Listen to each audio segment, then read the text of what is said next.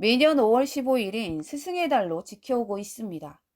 스승의 날의 유래는 1958년 청소년 적십자 단원들이 세계 적십자 날을 맞이할 때마다 병중에 계시거나 퇴직한 교사들을 위문하기 시작하면서 비롯되었던 것을 1982년 세종대왕의 탄신일인 5월 15일을 스승의 날로 정하여 오늘에 이르고 있습니다. 우리나라는 옛부터 스승에 대해서는 각별한 존경심을 가져왔고 군사부 일체라고 해서 스승의 권위를 임금님과 부모님의 권위와 동일시 해왔습니다. 옛말에 스승의 그림자도 밟아서는 안 된다고 가르치기도 했습니다. 그래서 우리나라만큼 선생님이 존경받는 나라도 드뭅니다. 그러나 요즘에는 존경받아야 할 교사가 학생들이나 부모에게 쉽게 멸시를 당하는 현실을 보이기도 하지만요. 선생님이 존경받고 대우받는 현상은 아주 좋은 현상입니다. 세계 여러 나라를 보면 교사가 존경받고 높임을 받는 나라는 잘 사는 나라고 건강한 나라입니다. 더불어 스승을 존경하고 높이는 사람이 성숙한 인격의 소유자입니다. 그러기에 여러분을 여기까지 오게 해주신 부모님의 은혜도 잊지 말고 감사하며 살아야겠지만 특별히 스승의 사랑과 은혜를 잊지 말아야 합니다. 농부가 되기를 원하던 한 소년이 어느 날 농기구와 방앗간 발동기를 고치는 엔지니어를 보고 엔지니어가 되기를 원했고 변호사를 보고는 변호사가 되고 싶었습니다. 어머니를 치료하는 의사를 보고는 의사가 되고 싶었으며 설교하시는 목사님을 보고는 목사님이 되고 싶었습니다. 그래서 그는 하나님께 기도했습니다. 하나님, 저는 무엇이 되어야 합니까? 이에 하나님의 음성이 들리기를 너는 모두가 될 수는 없느니라. 그러니 너는 그런 사람이 될 사람들을 가르치거라. 선생님이 되거라. 그래서 내가 가르친 제자가 농부, 엔지니어, 법률가, 의사, 목사가 되게 하거라. 그러면 너는 모든 것이 되는 것이다. 그래서 그 소녀는 훌륭한 선생님이 되었는데 이 사람이 계몽주의 교육자 루소입니다. 이처럼 훌륭한 선생님 한 분이 있으면 훌륭한 많은 사람들이 배출되게 됩니다. 사람이 어떤 스승에게 어떤 교육을 받느냐는 것은 그 사람의 장래를 결정짓는 중대사입니다. 그렇다면 성도된 우리의 최고의 스승은 누구일까요? 또 여러분의 최고의 스승은 누구입니까? 성경에도 여기저기서 스승과 제자 간의 아름다운 관계를 보여주고 있습니다. 여호수아가 스승 모세가 가르쳐준 말을 잘 순종하였습니다. 또 위대한 선지자 엘리사가 스승 엘리야를 잘 따랐기에 위대한 선지자로 쓰임을 받았습니다. 그리고 디모데가 스승 바울 선생을 잘 따르고 섬겼기에 하나님이 들어 쓰셨습니다. 그러나 사람은 아무리 훌륭한 스승일지라도 불완전하고 흠이 있습니다. 하지만 우리의 영원한 스승, 그리고 흠없는 완전한 스승이 계십니다. 그분은 우리의 영원한 주이시며 스승이신 예수 그리스도이십니다. 우리는 최고의 스승인 예수님을 찾는 것이 우리의 인생을 결정짓는 전환점이 됩니다. 예수님을 바로 만난 제자들은 예수님을 위해 한결같이 목숨을 버렸습니다. 예수님을 위하여 목숨을 바칠 만한 인생의 가치를 발견한 것입니다. 그것은 예수님께로부터 위대한 가르침과 위대한 생활을 배웠다는 증거입니다.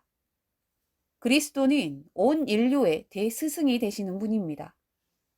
그분은 인류를 구원하기 위해서 십자가에 죽으시기까지 참 사랑과 생명을 주신 스승입니다. 그러므로 우리는 그리스도께서 어떠한 스승이 되었는가를 성경을 통해서 배우기를 원합니다. 오늘 본문을 보면 제자들의 발을 다 씻기신 주님은 제자들과 함께 앉으시고 12절에 이렇게 질문하시지요. 내가 너희 발을 씻긴 뜻을 알겠느냐?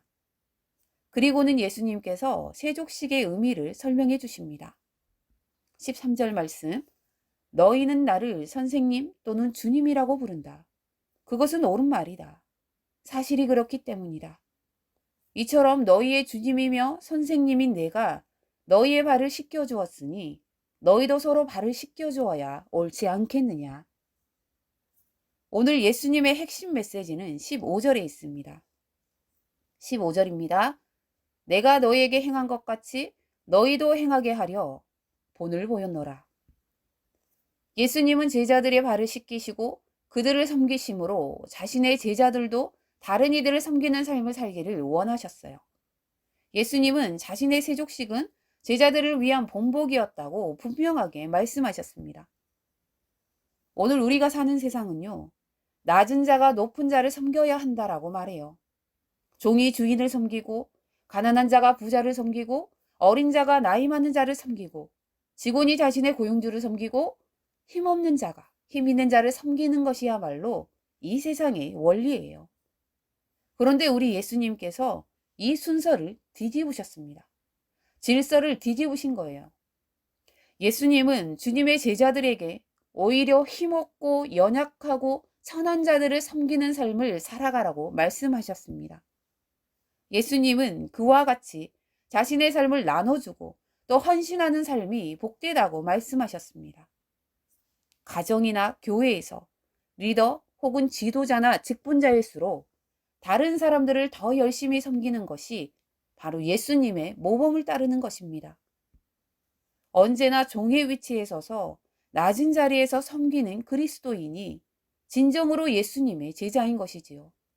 섬김받고 높임 받으려 하는 것은 예수님이 말씀하신 제자의 모습이 아닌 것입니다. 여러분, 제자들을 섬기기 위해 자리에서 일어나 수건을 허리에 두르시고 대야에 물을 떠오시고 친히 발을 씻겨주신 예수님의 모습을 떠올려 보십시오. 우리 그리스도인들이 더욱더 겸손히 종의 자리를 찾는 모습을 보일 때 교회는 진정으로 예수님의 향기를 세상에 드러낼 수 있을 것입니다.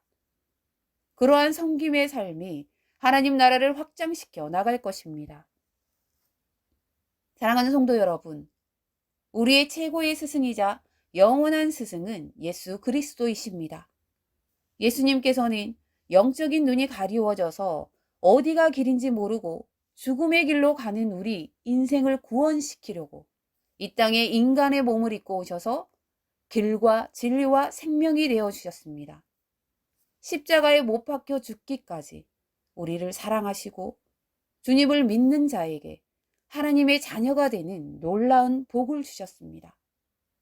또한 주님께서는 제자들에게 명령하며 군림하는 선생이 아니라 오히려 제자들에게 발을 내밀라 하고 그 발을 씻기시는 겸손하신 선생님으로 본을 보이셨습니다.